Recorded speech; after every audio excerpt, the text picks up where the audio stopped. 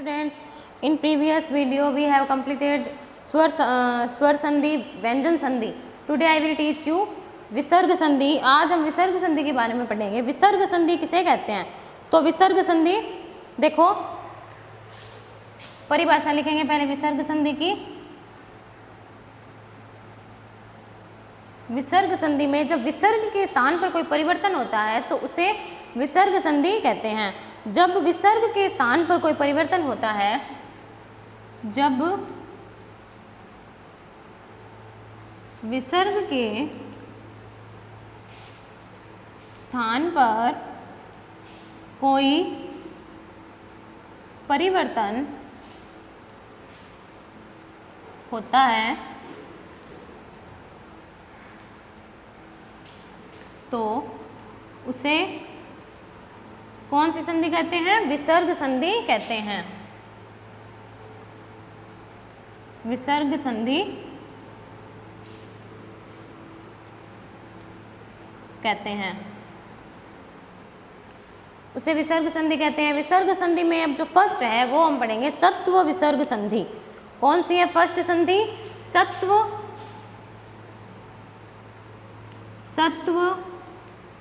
विसर्ग संधि. देखो जो विसर्ग संधि है वो बहुत ईजी है, थोड़ा सा आपको समझने की जरूरत है. इसमें विसर्ग के स्थान पर जब हम सह करेंगे तो वो सत्व विसर्ग संधि हो जाएगी. ठीक है, विसर्ग के स्थान पर जब हम सह करेंगे तो वो कौन सी संधि हो जाएगी? विसर्ग संधि. यदि विसर्ग के सामने, इसमें क्या होता है, यदि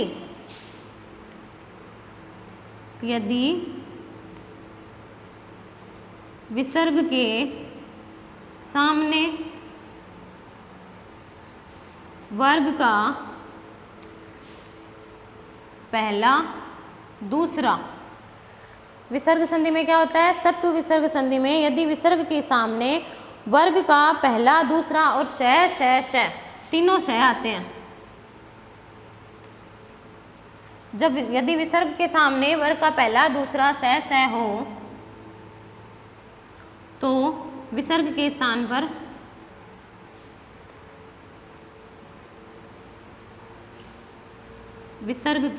पर श हो जाएगा. अब ये श कोई सा भी हो सकता है, ये आपको वर्ड के अकॉर्डिंग ध्यान रखना पड़ेगा. श हो जाता है. ये है सत्व विसर्ग संधि. जब विसर्ग के सामने कोई भी वर्ग का पहला दूसरा, जैसे क वर्ग है उसका क और ख, च का च और छ, ऐसे पांचों वर्ग में अगर पहला दूसरा वर्ण आता है और श आता है तो विसर्ग की जगह पे हमें स कर देना है. फर्स्ट एग्जाम्पल देखो, जैसे एग्जाम्पल है विष्णु प्लस त्राता. अब देखो विसर्ग संधि में प्लस के पहले हमेशा विसर्ग आएगा, तो यहाँ पर जो विसर्ग है इसको क्या हो जाएगा? श हो जाएगा. अब आप लोग कहोगे कि यहाँ पर तो त्रय आया है, त्रय तो मैंने लिखा नहीं, लेकिन त्रय जो है वो दो वर्णों से मिलके बना हुआ है, तय और रै. तो इसमें जो तय है वो वर्ग का कौन सा वर्ण है? पहला वर्ण है. तो यहाँ पर त्रय आया है, त्रय को नहीं देखेंगे, तय देखेंगे इसमें, तो यहाँ पर श हो जाएगा. विष्णु स्त्राता.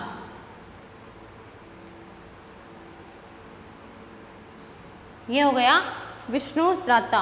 और जब ऐसे आ जाए तो आपको स की जगह सिर्फ विसर्ग करके और विष्णु है प्लस त्राता करना है. Next example रामश्च. राम है प्लस च, ये हो जाएगा रामश्च. नेक्स्ट धनु प्लस टंकार.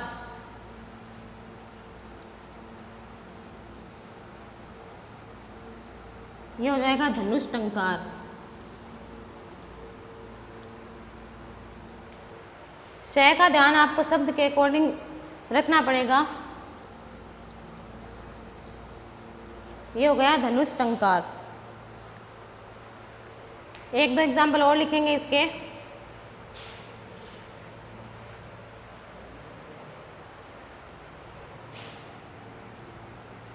नी है प्लस छल, ये हो जाएगा निश्छल.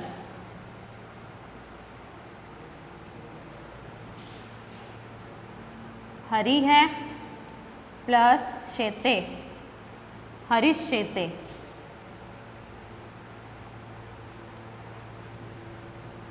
विसर्ग की जगह हमने सब जगह शय किया है। हरीश शेते, इसके जैसे ही नि है प्लस संदेह है तो निसंदेह है, नृपय प्लस षष्ठ है, नृपस षष्ठ है।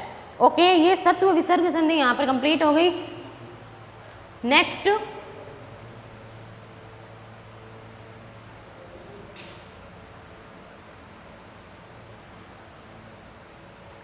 संधि आती है उत्व संधि। कौन सी संधि है? उत्व विसर्ग संधि। उत्व विसर्ग संधि के दो नियम होते हैं। सेकंड जो है वो कौन सी संधि है? उत्व। इसके एग्जाम्पल लगभग एग्जाम में आते हैं। उत्व विसर्ग संधि, देखो उत्व विसर्ग संधि में क्या होता है? उत्व संधि में ये जो है स्थिति ये होती है, प्लस जो है उसके पहले ए आएगा, ए के साथ में ए है, विसर्ग आएगा, ठीक है, और इसके बाद में ए। ऐसी स्थिति होने पर, यदि उत्व संधि में ऐसे आया हुआ है, इस स्थिति में विसर्ग के स्थान पर,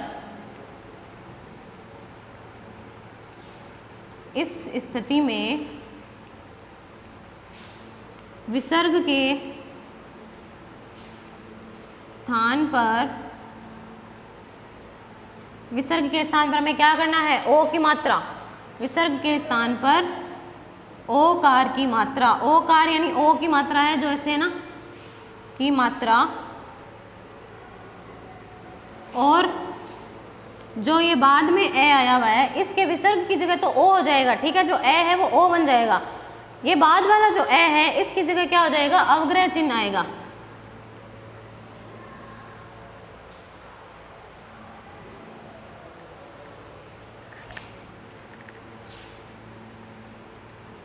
पररूप जो ए है, पररूप ए के स्थान पर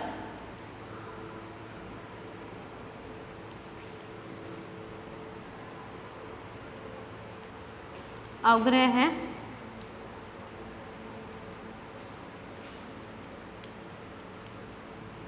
आएगा। देखो एक बार परिभाषा को वापस पढ़ते हैं। ए है और ए, ऐसी स्थिति आपको उत्व संधि में मिलेगी। इस स्थिति में विसर्ग के स्थान पर तो ओकार की मात्रा हो जाएगी, ओ आ जाएगा यहाँ पर, और पर रूप जो ए आया है, पर रूप यानी प्लस के बाद वाला जो रूप है उसका जो ए है उसके स्थान पर हम क्या कर देंगे? अवग्रह का चिन्ह लगाएंगे, अवग्रह चिन्ह आएगा। अवग्रह चिन्ह आपको पता ही है, ये जो ऐसे होता है ये अवग्रह का चिन्ह है, ठीक है। इसके एग्जाम्पल देखो, जैसे एग्जाम्पल है कह प्लस अपी, कह प्लस अपी। अब देखो ये कितना सिंपल है कि जो ए आया है यहाँ विसर्ग है, ये इसको हमने ओ बना दिया, तो ये क्या बन गया? को बन गया। ये वाला जो ए है इसको हमने अवग्रह बना दिया, और ये क्या है? एग्जाम्पल क्या बन गया? को अपी। ये जो एग्जाम्पल है हमने पूर्व रूप संधि में भी पढ़ा था, लेकिन एक बात ध्यान रखना, एग्जाम्पल दोनों में ये आ सकता है, लेकिन जब आपको ये आएगा कि को प्लस अपी, वहाँ पर ये ऐसे था को प्लस अपी, जब आपको ये दे दे विच्छेद किया हुआ को प्लस अपी, तब आप वहाँ पर पूर्व रूप संधि करेंगे, और जब विच्छेद में आपको कह प्लस अपी आ गया तब आप वहाँ पर उत्व संधि करेंगे। और अगर वहाँ पर ये लिखा हुआ आ गया संधि शब्द को अपी, तो आप अपनी मर्जी से उसे ये विच्छेद करके उत्व संधि लिख सकते हैं और ये विच्छेद करके पूर्व रूप संधि भी लिख सकते हैं। लेकिन आपको ये ध्यान रखना है कि दोनों टाइम में विच्छेद अलग अलग होगा। नेक्स्ट जो इसका एग्जाम्पल है रामय है प्लस, रामय है प्लस अवदत्त, वही इसमें रामो अवदत्त, रामो अवदत्त, ऐसे ही रामय प्लस अहसत, रामय प्लस अयम, रामो अयम, ये हो जाएगा। ये तो देखो उत्व संधि की फर्स्ट जो स्थिति थी वो है। नेक्स्ट इसके बाद में एक इसकी और स्थिति होती है, उसमें हमें क्या करना है? उत्व संधि का ये फर्स्ट रूल था। अब सेकंड रूल देखेंगे क्या होता है।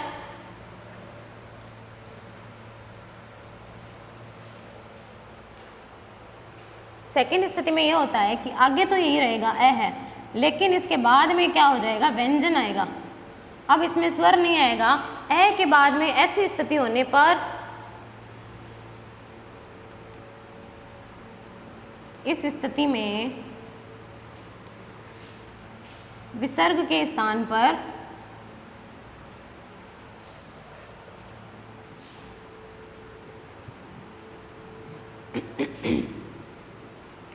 विसर्ग के स्थान पर ओकार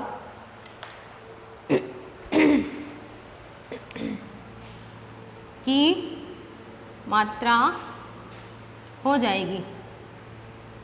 इसमें वो ए जो है उसका वो अवग्रह नहीं रहेगा, इसमें सिर्फ क्या होगा, जो ए है विसर्ग है उसकी जगह में सिर्फ ओकार करना है, वहाँ पर ओ हो जाएगा। तो देखो क्या है इसके एग्जाम्पल, शिवः है प्लस वंदे, शिवः है प्लस वंदे। देखो यहाँ पर ए आया है, वह में ए मिक्स है, विसर्ग आया है, इसको हमने ओ कर दिया, ये हो जाएगा शिवो। और जो वह वंदे है वो वैसे का वैसे रहेगा, बाद वाला रूप वैसे का वैसे रहेगा, उसमें कोई बदलाव नहीं होगा, सिर्फ यहाँ पर जो है ओ हो जाएगा। जब इसके बाद में स्वर होगा, ए होगा, तो उसे हम अवग्रह बना देंगे, लेकिन जब यहाँ पर व्यंजन है तो सिर्फ आगे वाले को ओ करना है, शिवो वंदे हो जाएगा। उसके बाद में नमः है, नमः है, नमः है प्लस नमः है, तो ये हो जाएगा नमो नमः है, नमो नमः है। मनः है प्लस हरः है, ये हो जाएगा मनोहरः है, मनोहरः है। यशः है प्लस दा, ये हो जाएगा यशोदा, यशः है प्लस दा यशोदा। ये इसके एग्जाम्पल है, इसके और भी एग्जाम्पल हो सकते हैं। क्षीणः है प्लस भवति, क्षीणो भवति, बालः है प्लस याति, बालो याति, ये इसके एग्जाम्पल हो सकते हैं। ओके, ये उत्व संधि का सेकंड रूल। अब आगे है ऋत्व संधि।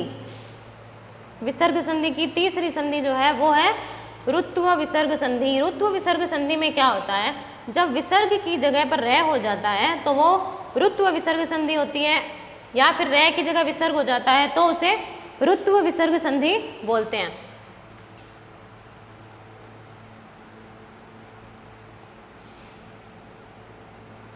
ऋत्व विसर्ग संधि। अब देखो ऋत्व विसर्ग संधि में क्या करना है। ऋत्व विसर्ग संधि में रह के स्थान पर विसर्ग हो जाता है।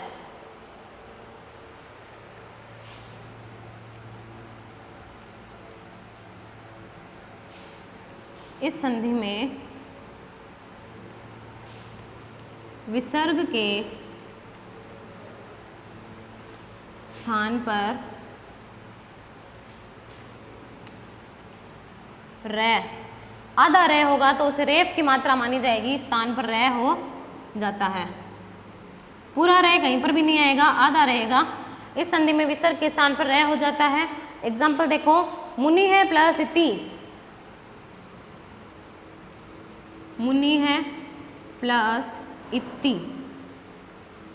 अब ये रह तो आधा है, विसर्ग की जगह हमने रह कर दिया, रह आधा है, रह में ये ई जो स्वर है वो मिल गया, तो ये क्या बन जाएगा, मुनि रीति। ये क्या हो गया, मुनि रीति। नेक्स्ट एग्जाम्पल, पुनः है प्लस अत्र, पुनरत्र,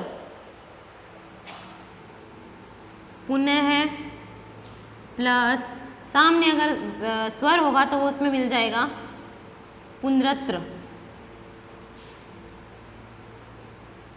धेनु है प्लस गच्छति, इसका क्या हो जाएगा, धेनुर गच्छति। अब देखो सामने व्यंजन आया है तो ये जो ग के ऊपर रह लग जाएगा, उसकी मात्रा लगेगी, ये हो जाएगा धेनुर गच्छति। ओके, इसके एग्जाम्पल देखो और भी हो सकते हैं। भानु प्लस असो, भानुर असो। एते है बक्षितम, एतेर बक्षितम। एक एग्जाम्पल और लिख लो, माता है प्लस वंदे, मातः प्लस वंदे, मातृ वंदे, क्या हो जाएगा, मातृ वंदे। वह के ऊपर जो है वो रेफ की मात्रा लग जाएगी। इसकी जगह पिता है प्लस वंदे तो पितृ वंदे।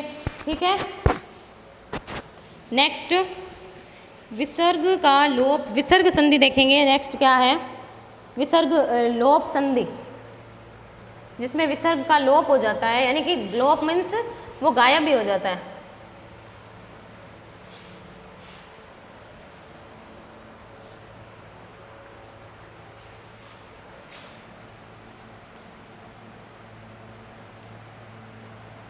इसको बोलते हैं विसर्ग लोप संधि या फिर केवल लोप संधि।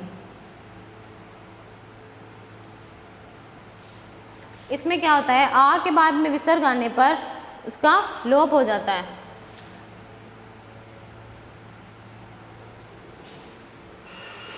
आ के पश्चात विसर्ग आने पर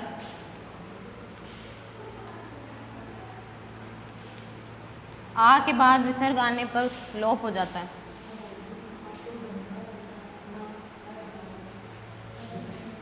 इसके एग्जाम्पल देखो, बाला है प्लस अत्र, बाला है प्लस अत्र, तो हमें इसमें और कोई चेंज नहीं करना है, इस विसर्ग को यहाँ से गायब कर देना है, ये बन जाएगा बाला अत्र। ओके, नेक्स्ट एग्जाम्पल है इसका, ता है प्लस गच्छन्ति, ता है प्लस गच्छन्ति, ता के बाद का जो विसर्ग है वो हट जाएगा, ता गच्छन्ति, ता है गच्छन्ति।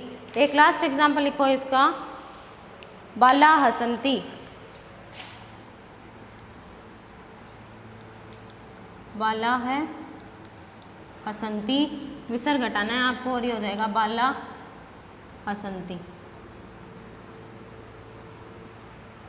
ओके स्टूडेंट्स, ये संधि जो है यहाँ पर ख़त्म होती है। आपकी विसर्ग संधि के 4 टाइप हमने देखे हैं इसमें। ये जो मैंने बोर्ड पे लिखे हैं, जो भी परिभाषा लिखी है, एग्जाम्पल लिखे हैं, आपको नोटबुक में लिखने हैं। Thank you, have a nice day.